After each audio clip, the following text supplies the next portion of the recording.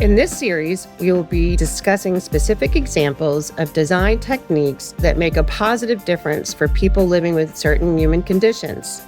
The more a designer understands the client and/or the community, the more effective and respectful the design will be.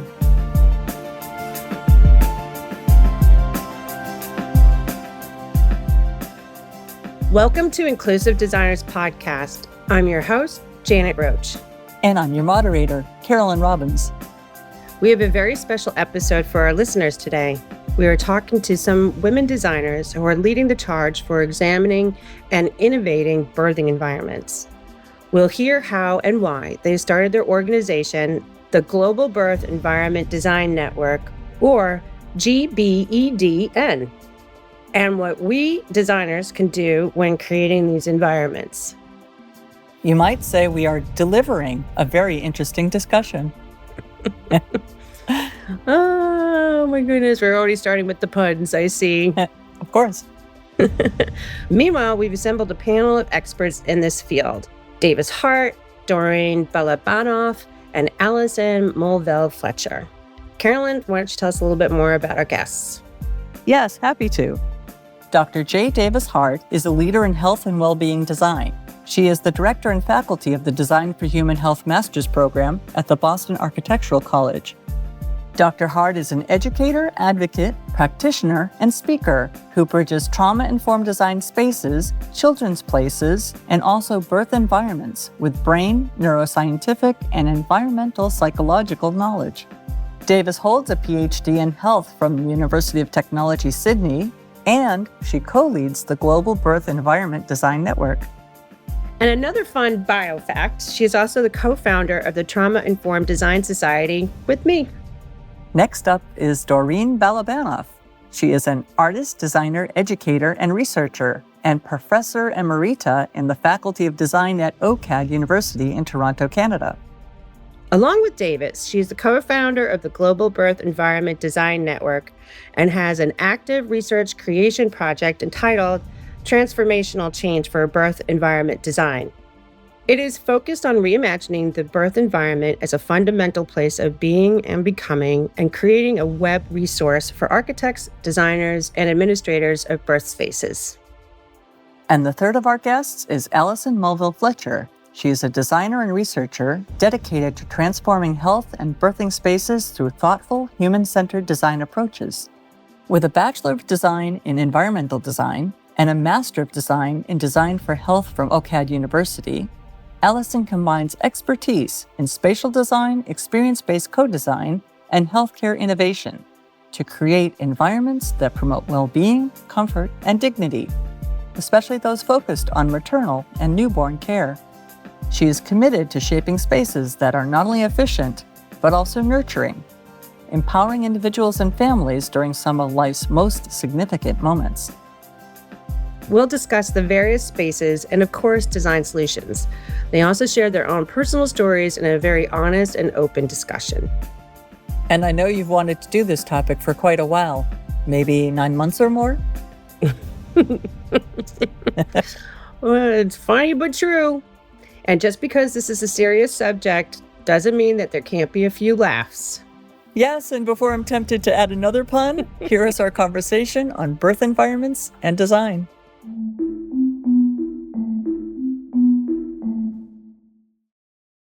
Hello, and welcome to Inclusive Designers Podcast. I'm your host, Janet Roach. And today we have a lovely group of women who are part of the new birthing environments movement here around the world. But I'm eager to kind of dig right in because I think it's a really important topic. And I'm going to ask each one to go and introduce themselves individually, just by voice, so that people who are listening can get an idea of who is speaking for each particular time. So with that, I'm going to jump right on in, and I'm going to ask Doreen to start first. Hi, I'm Doreen Balabanoff. I'm a professor emerita at OCAD University in Toronto. Terrific. Thank you. Davis? Hello, everybody. I am Davis Hart, also known as J. Davis Hart. I'm the director and faculty of the Design for Human Health Masters of Design Studies program at the Boston Architectural College. Thank you. And for those of you who are listening or regular listeners, you might recognize Dr. Hart because we have had her on the show multiple times in multiple ways. So thank you, Davis. And last but not least, Allison. Hi, I'm Allison Mobile Fletcher, and I'm a research consultant working with Davis and Doreen. Terrific. Thank you. So I think that I'd love to start with maybe the beginnings of when you started this network and what was the impetus for that. And feel free to jump right on in. Doreen, you want to start? Okay. Well, I finished a PhD in 2017 officially, and it was about birth environment design. And I was then on a email communications list that was a midwifery research listserv, they call those things. And I posted there, I said, does anybody want to talk about birth environment design research? Because I've just finished my PhD and I'm interested in collaborating. And Davis responded. Jumped right on in. Right. Jumped right on in. Yeah. She's waving her arms. me. Yeah. Yeah. And so we began to talk. And then I think Liz Newnham also jumped in. She's a midwife in Australia and a professor there at Flinders University now. And my PhD was in Ireland at University College Dublin. And Davis's was in Australia with Marilyn Ferrer, who's a renowned figure in this particular arena. And Liz was seconded to Ireland teaching there for some time and said, there's a big opportunity in Ireland where the government has said we need to make birth centers attached to each hospital. There was nothing like that, none of these alongside midwifery units. Huh. And so we started to talk with ourselves, and then some other people joined us, and trying to figure out how we might foment some interest in this topic. And much later on, we found out there was a lot of interest in this topic. But at the time, we didn't really know, did we, Davis? Right. We were dreaming and we had big, bold visions and we were excited and we knew that there was this passion within us that my PhD and Doreen's PhD had brought to the surface for us. And we thought, wow, let's just keep talking and see what happens. It basically was the gist. So what was, your thesis and Doreen's thesis had a lot of overlap, or was this something that was more of a, did you know each other before? How did that all come to be? Well, actually, it was interesting. I was in Sydney, Australia, working on gathering the data for my doctoral work, which was studying the supporters' experiences in the built environment. And my supervisor and boss, Marilyn Ferrer, she said, well, I'm heading off to this Reimagining Birth Symposium. And it was being hosted by some folks I didn't know. And I looked at the poster and I thought, oh, how cool. That's neat. I wish I could go. Off she went, and it turned out she had been heading to Doreen's event that she was holding in Ireland. Oh. So both of our doctoral work is on the birth environment design. So the physical built environments that support not just the room in which the birth happens, but all of the surrounding spaces in which a person would need to go through to get to such a location. Right. And knowing, might I add, that home is the gold standard and where we all were being born and giving birth before this untested experiment. Why don't we just move everybody to the hospital? And who knows what sort of dark background reasons that move even happened to begin with. We don't really need to go into that discussion. But nonetheless, it's a huge experiment that is demonstrating to be not great for outcomes to give birth in a hospital. So yeah, there's a lot of overlap. Now, what are those poor outcomes? Is it just because the hospitals are kind of notoriously bad, or is it because, I always joke that hospitals are no place to be sick, or is it there's some duality there, or is it one thing more than the other?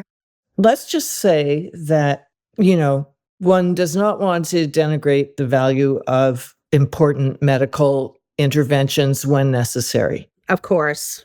And that needs to be clear. Yes. No one here is anti-medicine per se.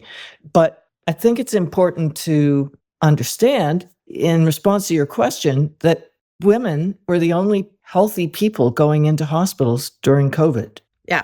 And women pretty much are the only healthy people going into hospitals now to give birth. Everyone else going in has some ailment, some problem.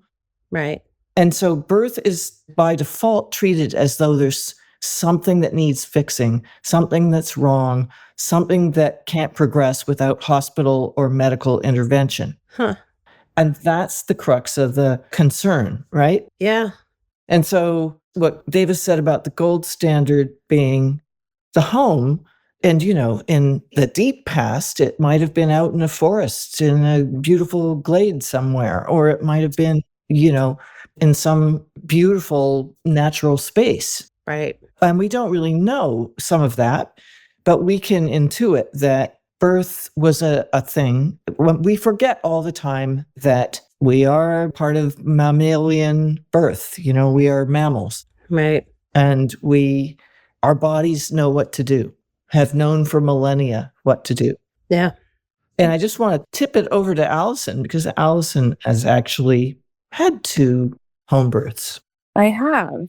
So perhaps you could speak to this a little bit. Sure. And part of that, to Doreen's point as well, was motivated because of COVID. I had heard during my master's program the stats that something like 3% or less of births actually need to take place in a hospital setting. Obviously, a lot more than that actually do. And those are the ones that do need necessary medical intervention. But I was living in Toronto, Ontario, watching the incidence rate of COVID rise and sort of color banded by severity or the amount. This was I was pregnant in 2020, in the latter half of it. So no one was vaccinated. And I was thinking, if I am pregnant and go into the hospital and pick up COVID, or my child ends up with COVID, what they were doing was separating you for 14 days and quarantining if one of you had COVID and one of you didn't, when you give birth to them during that initial infant bonding time. Oh, that's right. Yeah. So being the kind of designer that I am, I was thinking of a birth plan going, I'm going to come up with multiple birth plans. And if the number is too high, the incidence rate of COVID is too high and we're not vaccinated, I would prefer to have a home birth. My first choice was actually to give birth at the Toronto Birth Center. I was really excited about the idea of going to a birth center initially, but I was quite frankly concerned about, COVID and getting more sick at the hospital than if we had a home birth. And it ended up playing out beautifully. It felt like birth progressed naturally. I felt like pain management was quite tolerable. I had 1 Tylenol in my system and that was it. But yeah, I was really grateful that in Toronto, I had the option of pairing my family doctor experience with a midwife. And we enjoyed our experience of having our baby at home and then being at home with our baby. There was no transitioning her to the car and then getting home. The midwives would also come to our home at least the initial 2 days afterwards. And then they were coming and doing checkups maybe every week. I don't remember the exact frequency, but they were coming to us to do postpartum care rather than us having to haul her off and checking in on me as well. And that was just, again, a beautiful experience because I got to be in a room that I picked the color of and picked out the bed for and had the main lights off. We just had this string of twinkle lights around the top of the ceiling. And so it was just this calming, soothing environment that, again, I had already studied with Doreen as a student at that point. So I was already a bit tapped into the power of being in your own space. But yeah, it ended up being, again, I had 2 phenomenal births. I think my first labor lasted 7 hours in total, maybe less than 20 minutes of pushing. Really? My second one, again, might have been 5 or 6 hours, but literally she was born in 3 minutes. The pushing went so quickly. And yeah, other than I am out of my baby phase, it was something that I would continue to choose again. And it's, as a woman, I think one of the most beautiful things we can give other women is the choice in life to decide, do they want to give birth in a hospital? Do they want to give birth in a birth center? Do they want to give birth at home? And creating environments in each of those spaces, especially because there are going to be some women that need more medically intensive ones. We should be designing for that too. And even with COVID again, there were some experiences that I think people just, if you don't live them, you wouldn't know what that's like. But there were women, because of hospital policies, you couldn't bring your significant other in to get an ultrasound with you. So there were women that found out they miscarried their babies with no one in the room to support them. Oh, dear. At all. Yeah. And that is an experience that women go through too in rooms in hospitals, which I didn't even really realize until the conference we hosted recently, some of those rooms are different rooms than the birth rooms. And those rooms should be designed to support women through that experience too. That's one of the things that I think is really beautiful about talking about this subject on an inclusive design podcast, is that we should be designing for all ability levels or all physiologies and all experience types. We can't just think of what's the standard of birth. Even speaking to rates of C-section or complications, that will vary significantly based on, unfortunately, where you're located, what your ethnicity is, and that shouldn't be the case. Yeah. But it is, and it's well documented. Right. I've got so many questions now. So would you say, was this something that really kind of took off after COVID? Did you find there was more of a spike after that because of somebody like Allison's experiences? Like, was there more of a focus at that point going, wait a minute, like maybe this isn't working out? Or did the pandemic then become some sort of all of a sudden, well, we can do it this way? You know what I mean? Like, it seems more reasonable to do it this way. Davis, you could maybe speak a little bit. Yeah. I think short answer, it isn't just the COVID thing. Yeah, I'm happy to address that, how the shape of our work was influenced by COVID and how it began. Yeah. We started before 2020. Mm-hmm. We had our first inaugural meeting at a midwifery conference in Detroit, Michigan. I believe that was in 2017. So that was both, it was a hybrid meeting. So we had people in person with us and many people online as well. And I don't necessarily think that COVID amplified or changed people's interest in this topic per se. It's more about gathering up the level of complications involved in such a topic area. How does one address design research? What are we trying to find out? Who are we as a network? And knowing there were so many priorities all happening concurrently, it was challenging to keep our focus and capacity whilst we all had other jobs and such. Sure. So as a passion project, and as you and I well know, Janet, in our parallel path with the Trauma-Informed Design Society. So, I'm sure that experience of COVID for the big topic of health and well-being and inclusivity in designed environments, it absolutely has landed for people. They get it. They were in their homes or they could not if they had to go somewhere. So the immediacy of how much our built environments influence our well-being and outcomes if we have procedures and such is undeniable now. Nobody's debating it, although we will still often find people saying, I don't really care what the birth environment's like. I just want a good provider. I just want to have my baby. Recent comments we've seen have said this. So clearly, there is a whole batch of people in the world who think that the environment doesn't matter at all. Right. Just as long as you've got the care you need is fine. What they don't know is the level of hormonal processes that go on during stressful times and how the outcomes that they've gotten used to, it's become normalized that you might have a cesarean birth if you don't even want one. There's studies out of Ariadne Labs in Boston that say they know from the spatial flow and floor plan, they can predict looking at the floor plans what the cesarean rate is going to be like in that setting. Really? Yeah. That's wild. Yeah. That's wild. And what was the outcome of that paper? Or how did that work? Yes, Doreen. The study was really interesting. It looked at a number of very different birth environment places and at different scales. And it represented them all at the same scale and showed you the difference in size and scope, and then gave a very detailed analysis. And I think the crux of the matter in what Davis just mentioned is the size of the unit itself. The larger it was, the more birth rooms they had, more labor and delivery rooms, and so on, the more C-sections they had. And that there's a certain point at which the busyness of the operation pushes it into that space of, let's just move it through. Let's move things through. And I have seen there's a doctor in India, Dr. Evita Fernandez, who I've seen presentations from in various conferences. And You can literally see the women lined up in the hallway waiting for their C-section because they need to move them through. And so I think that, one of the interesting things going on today is that the C-section rate is developing quickly, is expanding, is increasing. Right. That I know. And it is increasing a lot because of elective C-sections, not only emergency C-sections. And so women are kind of voting with their bodies, shall we say, to go ahead and have a C-section instead of going through the physiological birth process.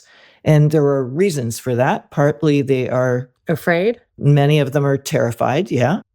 afraid of birth. And there is now a diagnosis that's available about fear of birth, and that is being treated by psychologists. And yeah, you might be afraid of birth, but that's a complex thing. Right. Are you afraid of pain, or are you afraid of medical intervention?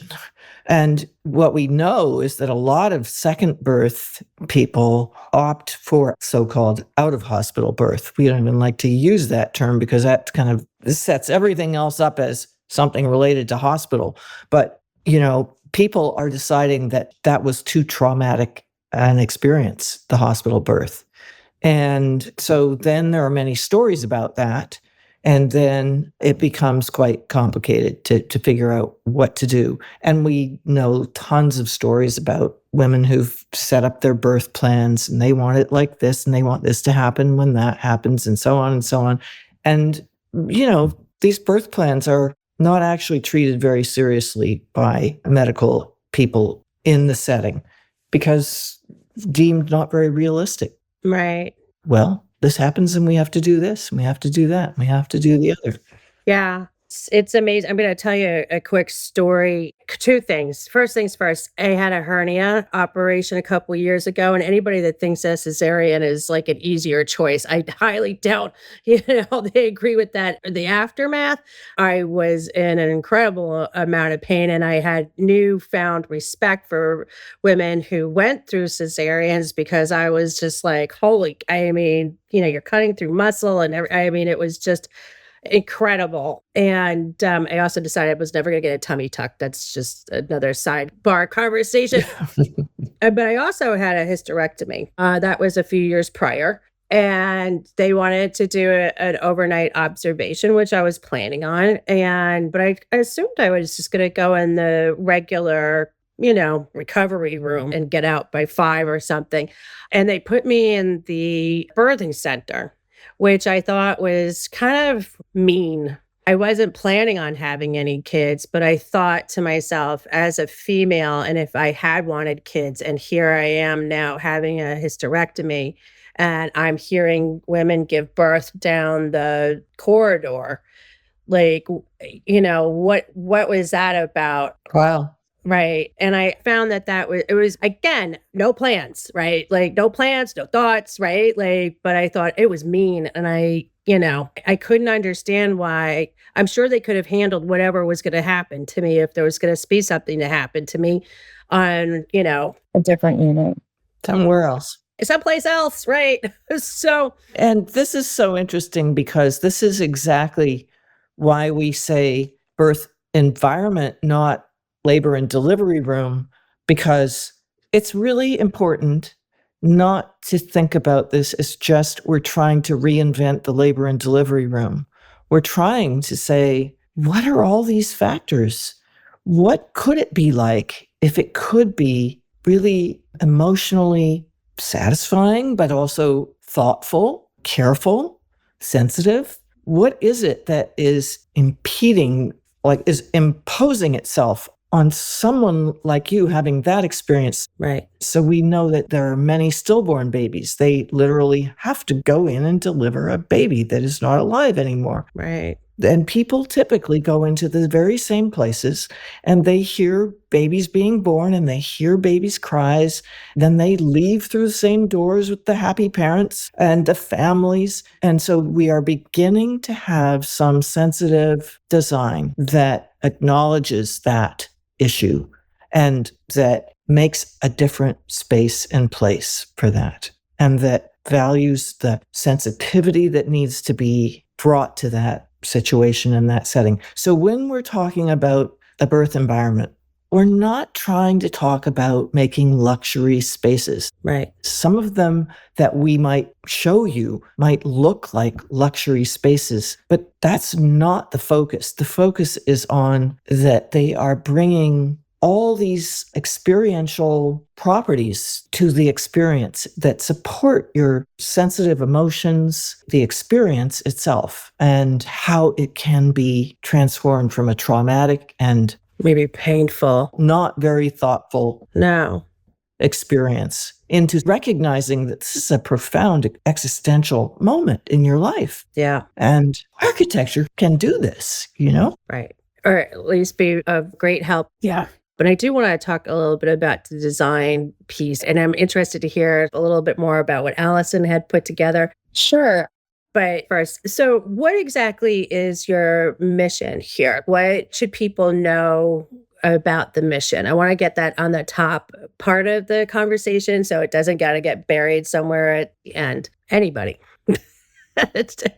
Davis? I'm thinking through our various projects and efforts, and we have done so much. And we have a mission. Yes. When we speak of the Global Birth Environment Design Network, global is the first word in the story here. We're developing, to the best of our abilities, a spotlight on an area of design that needs to be looked at again for all the types of settings through birth environment deserts, places in our country in the United States where there's nowhere for birthing people to go. Right. To places where it's normalized in sub-Saharan Africa to have dozens of children. And these are far away places. So the global is a key part of our mission. Yes. I always joke to help people remember the acronym GBEDN, which stands for the Global Birth Environment Design Network, is that the acronym has BED or bed in the middle of the acronym. And to me, this is a symbolic important point of when a birthing person shows up to wherever it is they're going, be it a birth center or a hospital, the messages that they're getting from the environment is helping them navigate that transition. This is a big transition, and understanding simultaneously what is going on with the hormonal system of the birthing person.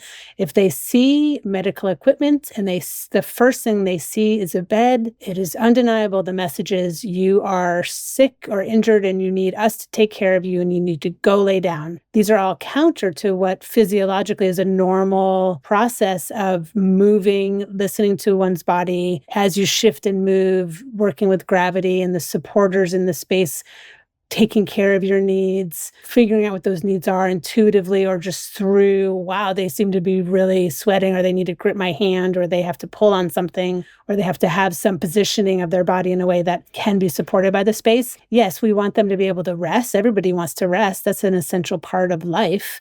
So beds are not the problem, but the bed being right in the middle, first thing you see, a clock and a bed. There's a clock, get in there, do it, get done with it. You're good. Good job. That clock. Now, that's something I love that piece because of not just the bed, but the clock. The clock is very emblematic, right? Of like, you're still here, like, right? Mm-hmm. Is that sort of what you're thinking? Mm-hmm. I mean, just sort of even the removal of a clock would do wonders. Is that my understanding? Yes, absolutely. So when I was doing my PhD in Ireland, my colleague Martina organized a symposium that Davis mentioned earlier called Reimagining Birth.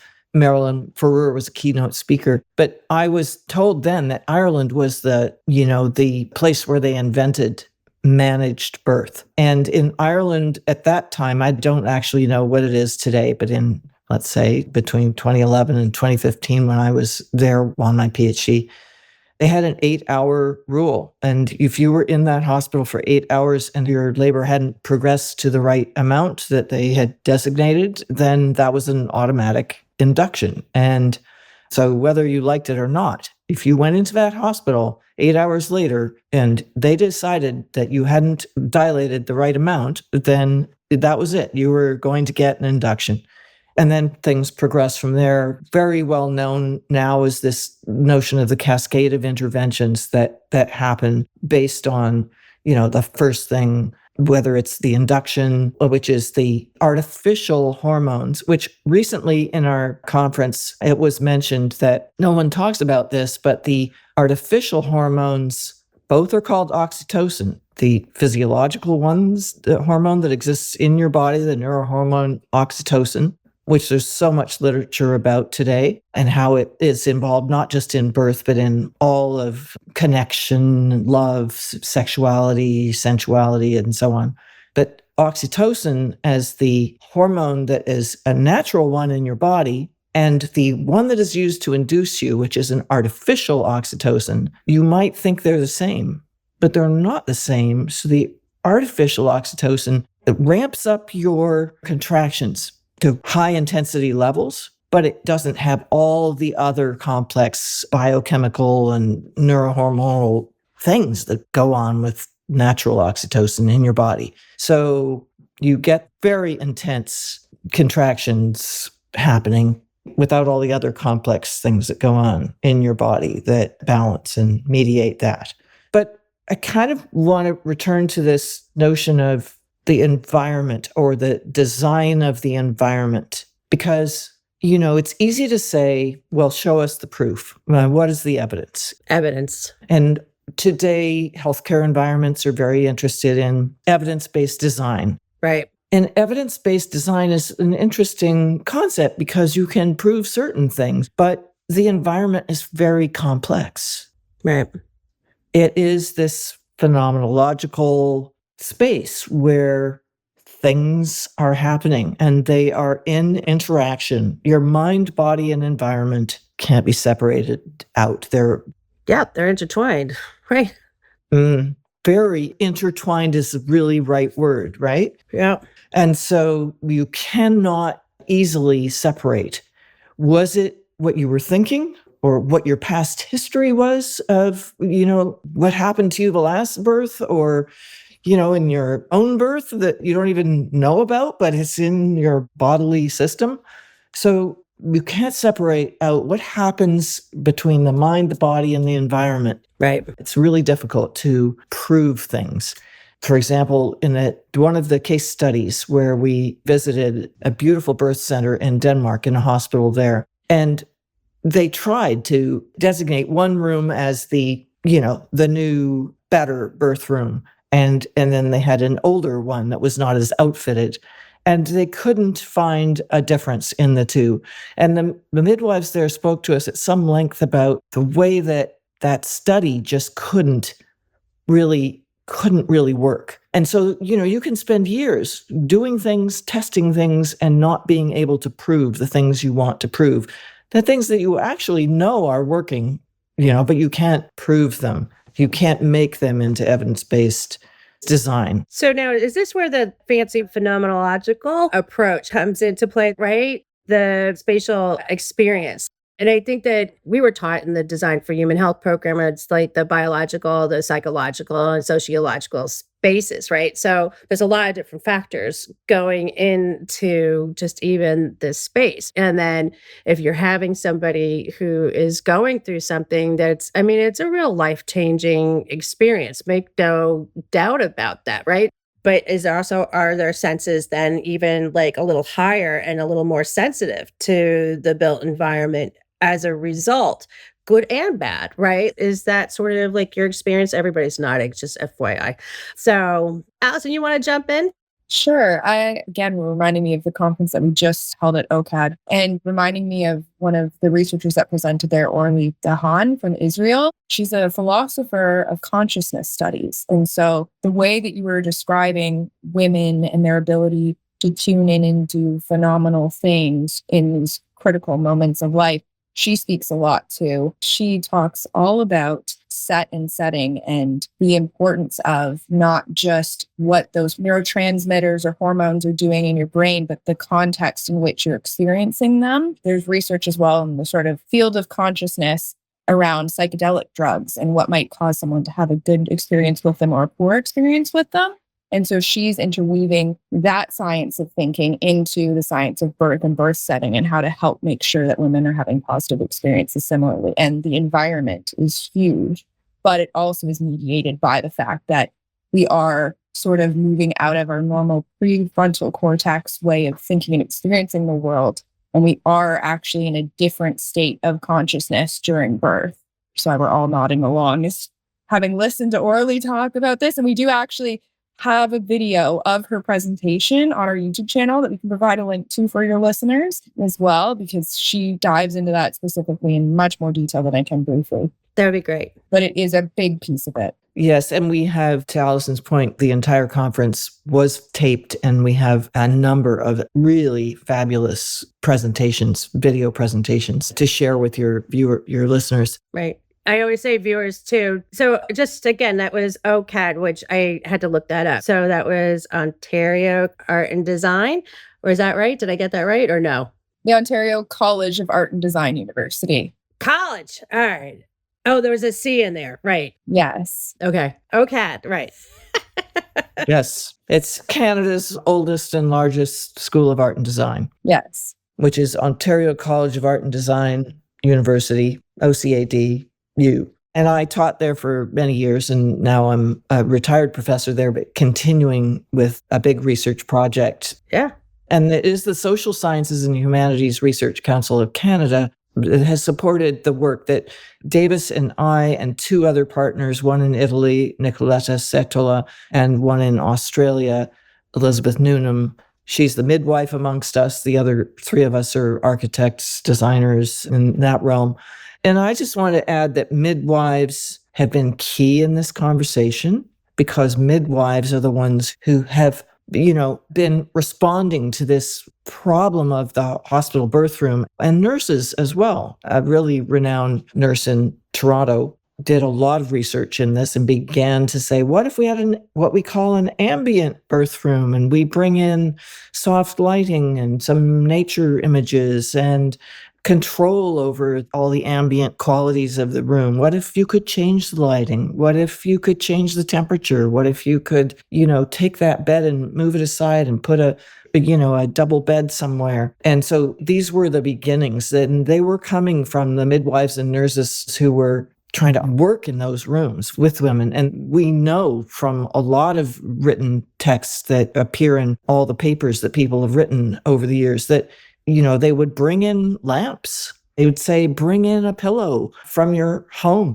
because the sensory stuff, the Smell. yeah, all of those sensory things impact your hormonal state. Yeah. And therefore your mind, body, environment, totality. Right. And I just want to also add that we need to also remember the cultural piece of this.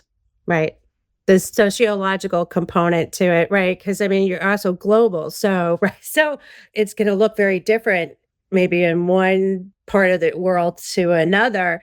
Absolutely. We talk a lot about that in trauma-informed design, but we also talk about the ability to have some of that control over your built environment. Yes. To have that authority, right? To have that agency, at a time where you're maybe feeling really out of control, you can be in control. And to a certain degree. Yes. And the interesting thing about that idea of control for birthing people is that when they're in that altered state of laboring, making decisions would bring them out of the optimal state that they should be in. So ideally, the environment is designed in such a way that there is intuitive nudges that will help that person in labor know how to move that's going to feel best next without making explicit decisions. Really important. Right. Yeah. Well, that makes a lot of sense because, if you're in the midst of this, right, should I have the room be like more purple today? Exactly. Didn't work. Right. Now I'm mad. No, I'm mad. I wanted this to be different. Right. Exactly. I hate that color. Yeah. Well, another nod to an extremely important seminal thinker in this work is to Bianca Lepori, an Italian architect. She's extremely sensitive, and she's the first architect that we know of who studied with midwives to build and design spaces and write about them. So we can look at her writing and say, aha, she's understanding by watching very, very carefully what birthing people and women are going through in their own homes. And they would often be moving in a spiral pattern. So they would not necessarily just go to the bed and that's it. It's moving to places where they could shelter themselves. Similar to another point we heard about in our colloquium was the popularity of using birth pools. Yeah. Some of the people presenting, I can't recall who specifically, would say, well, yes, it's nice in the water, it feels relaxing, but is there not something else going on for folks? And what the idea is that they are protected. Nobody's going to come in and interfere with their space. They're not going to be, getting close to them and getting into their zone. They're in a zone and they need to just let themselves be in that altered consciousness while the new to be parent is moving that baby down. Right.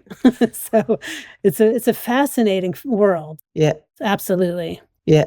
And I want to point back to Lepori, I think, got her key concepts from Michel Audin. And Michel Audin is an obstetrician, French, but later moved to England.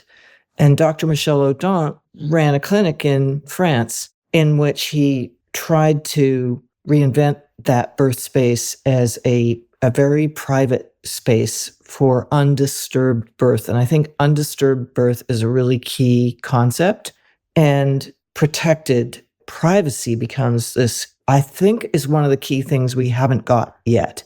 We can make some beautiful birthplaces and spaces, but you will still often see the bathtub, the tub just right out there in plain view. If you open a door, maybe there's a little curtain, but when you get in there, you are not in a private space, So I think we have yet some work to do on the privacy department. And you think about the difference between that and what Allison might have experienced in her own home on the privacy front. Right. So undisturbed birth. Audin references some studies that were done with mice in which they disturbed the birth of these mice and, in various and sundry ways. And every time that they did that, whether putting them in a glass bowl with, cat urine in the straw or picking them up and moving them to a different place, there were consequences. There were outcomes that were, delayed birth, not so good outcomes for the infants. Yeah, I just must say, poor little mice. Yeah. But it makes a lot of sense that it would be, and safety, again, being another calling card, if you will, for trauma-informed design. It's making sure that people are always feeling safe. And it's really one of the major tenets. And I totally agree with you, especially, it goes back to that, when women were giving birth, like thousands and thousands of years ago, maybe there's some sort of sense of security with a hospital setting. But like you said, if people are kind of coming in and out, or even birthing clinics and so on and so forth, that does get to be interrupted. But going back to, like I said, those thousands and thousands and gazoodle amount of years ago, you were trying to make sure that the predators weren't coming after you, right? Or, anybody that might be some sort of real threat. Like it wasn't just, I brought you some ice chips, right? Like, get out. So I think that is a huge thing. And, it feels like some of these things might be even simple design conversations that just need to happen. Like we talked a little bit about the clock, having a curtain around the birthing tub to have that be a little bit more separated. And one of the papers I did read, you might have read it, it was about the woman who wrote the paper. She brought a curtain from home, and it was just a piece of cloth, basically, I think, at the end of the day. But she used it to cover up some of the mechanical settings in her birthing room to give that separation between her giving birth and then the visuals of the medical equipment. Because we've talked a little bit about this too, right? Keeping that sort of like church and state separate to a large degree. Again, we're not saying no to hospital equipment and all the other stuff, but she thought that really made some sort of difference, and that should be recommended for birthing environments to have that separation. And again, some simple things I feel like that could be done to make things a little bit better for women. Allison, I see you're nodding your head. Yes. Do you want to jump in? Yes. And Anecdotally, I think that makes complete sense because a lot of the newer designs that we've seen presented as being innovative and sort of addressing some of these issues are looking at how can we make those items accessible in the space, but visually hide them so that the doctors and practitioners know immediately where they are. So that women aren't having to, it's one thing to bring your own pillow from home because you can't otherwise get your smell on a pillow in that space in any other way. But surely, even in my own office space, there's plenty of things stored in a cupboard behind me that has doors on it, but you can't see them. It's visually obscured. It's not that difficult to put something readily available where people know where it is in the event of emergency, but just have it hidden for the rest of the duration of labor and delivery. Yeah. I'd like to spend a little time just in the last few minutes to kind of really talk a little bit about what else can we do within these birthing environments. I think there's so much going on, and I hope you guys would try to come back at some point because it sounds like this is a larger conversation than we can kind of handle in 1 hour. But I wanted to get your thoughts and ideas a little bit about what else we could kind of do that just is very, kind of maybe simple things. Like I know, Allison, you had mentioned you had the twinkling lights. Who doesn't like a twinkling light, right? It's lovely. Did you also have music? Was it all your favorite stuff? Or, oral factory senses going in your own home birth? How did that look like? I think I might have had music going. I would have been at home with my favorite candles. One of the things I remember doing a lot, to Davis's point, is moving around the space, having an exercise ball on hand. And I thought I would be out in my garden, walking around. It didn't end up being what appealed to me at the time of day. One of the stranger things I actually ended up doing was, since I was not in the delivery phase, but in the labor phase around dinner time, walking around my kitchen island, and periodically whenever I felt like it, having a bite of food to eat, which I'm not sure anyone else really ever does. Right. For the purpose of you need to have an empty C-section in the hospital if you're going to need that procedure. Right. Yeah. But I was happily munching away on some salmon that I'd finished. I was just going to say, if you didn't grab a bowl of ice cream, I'd be really disappointed. So, right, at least a couple of bites. Yeah. So yeah, I think that's a really interesting point to have that. Again, it goes back to autonomy, right? Yes. It's having that agency over how you are seeing your birth. Yes. Right? Yeah. So go ahead, Doreen. I think agency is such a key word in all of this, and it is in environmental psychology and in environmental design. What do you want to do? Whatever you want to do, it does inform what you see, what you find available for you or not. And I just want to quickly point to our case studies, because the 5 years of research that we've been engaged in together, we've decided that we needed to show architects and designers. We needed them to participate.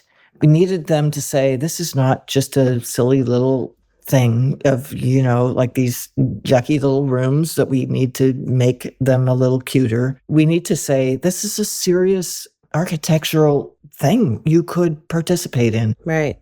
And so we decided that we needed to make a web resource for architects and designers. Great. And how would we speak to them? What could we offer them?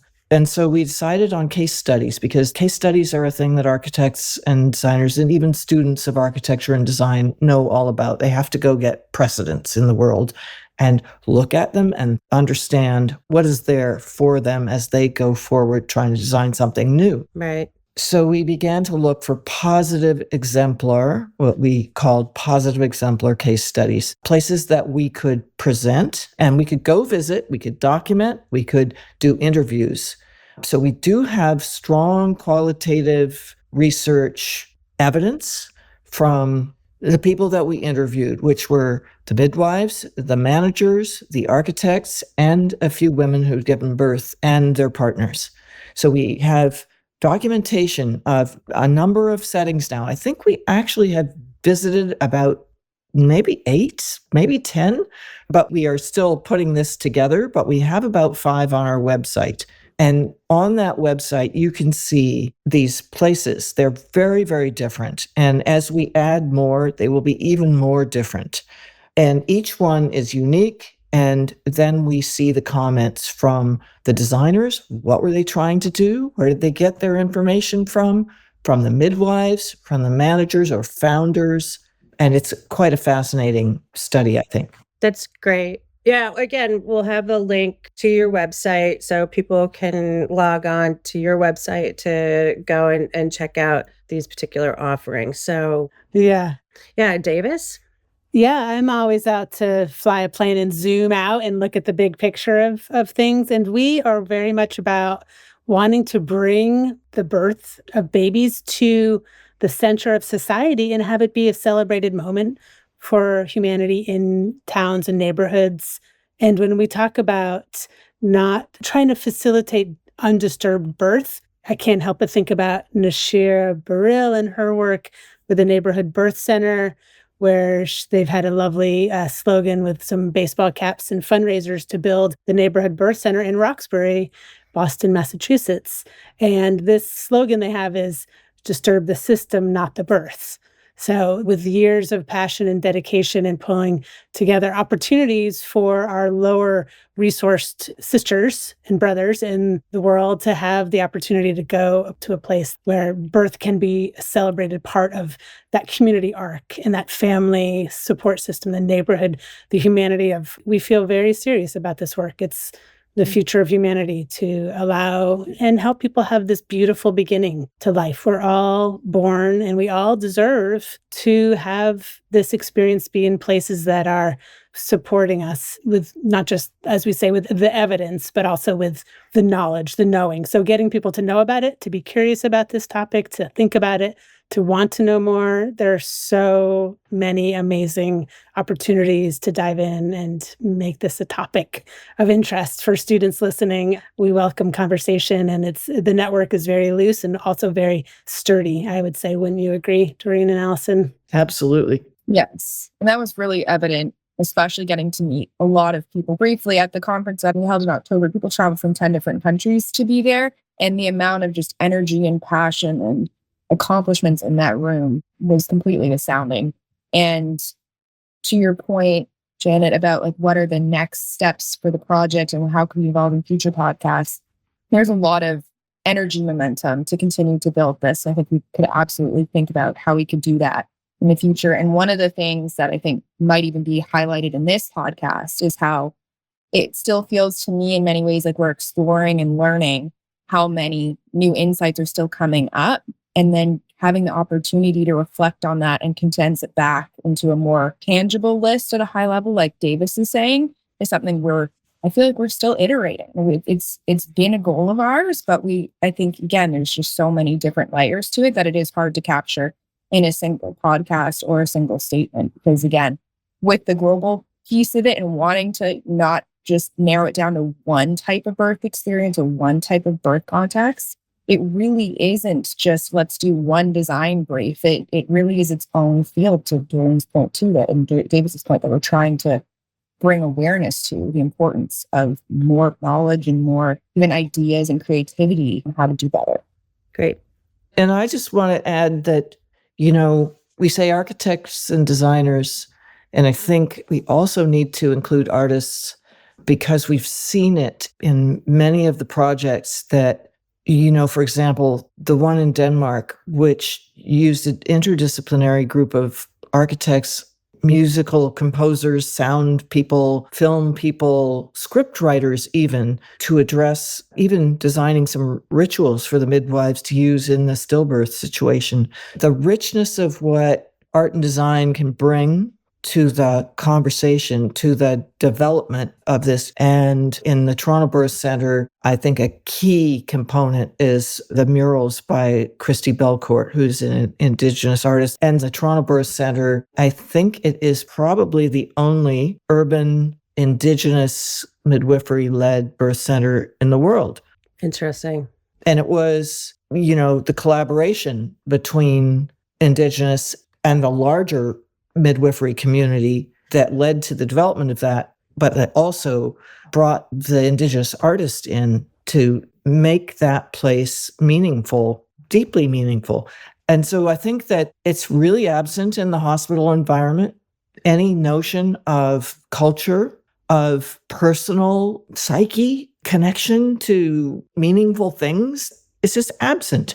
And in birth, you have to think about what a crucial moment. And so we can say, oh, this is just about birthing women. just about birthing women, but every single person on earth is born, and they're born somewhere, and they're born in some kind of context, and they're born in some kind of manner, and they're born with some kind of psyche and emotional and spiritual sensibility being in the room. And so the room has to speak to that, has to be a part of that. Right. Going back to the whole idea of the biological, psychological, and sociological spaces, or the phenomenological spatial experience. I'm going to have to keep practicing on that. But before we go, I do want to just double check with you, because there's so much to go over. Is there something else that we missed, I missed, that you think, oh my goodness, I really wanted to say this, that, the other thing, or we really had hoped to talk about that? So giving you the opportunity to finish it up. I feel pretty good about what we covered. I do too.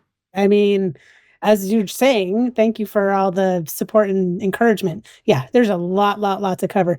I mean, on our exhibition we just held, maybe there's something we could talk about our exhibition. True. I don't think we mentioned the exhibition a lot. Yeah. In tandem with the conference, we hosted an exhibition as well at OCAD University. And for that, we did an international call for submissions out, and we received a wide array of different submissions, from student work to digital interactive art installations. There's one in particular called She Said that is still receiving further submissions that capture what she said or women have said about their birth experiences. So we can probably also provide a link to that if anyone would like to contribute their story to that growing platform. I know they would love to receive more. And if anyone has listened to today's podcast and is interested in working with us collaboratively to continue improving the design of birth spaces, regardless of your discipline, whether you're an architect, artist, designer, mental health expert, OBGYN, or your location around the world, please reach out to us via email. We're always looking for more passionate people to work with on this project. And worlds collide in our work here, because part of that exhibition Allison mentioned, the She Said exhibition, it was co-created by Adrienne Erdman, who is one of our co-founders of the Trauma Informed Design Society. So Adrienne and her teammate Susie Gensler of Ewing Cole is still, as Allison said, is still accepting submissions to their exhibition. I think this is a great place to stop. And I don't usually try to encourage other people to have more podcasts out there, but I think that you guys should have your own podcast. I'm serious. Lean into this. I know James is like, one more thing. Right. If only. If only, but it's not. I can help you, walk you through it. But I think, and we could maybe do it once a quarter or something like that. But it could be something that I think that listeners would want to hear. And again, it would be a global conversation. And I just want to encourage you to do that. But meanwhile, though, I want to thank everybody for coming. And I also want to remind our listeners that you can find all of that information and then some on inclusivedesigners.com. And thank you again for being here today. And this was a wonderful conversation. And again, I want to encourage you guys to have your own podcast, because there's a lot to talk about. So, but anyways, thank you very much.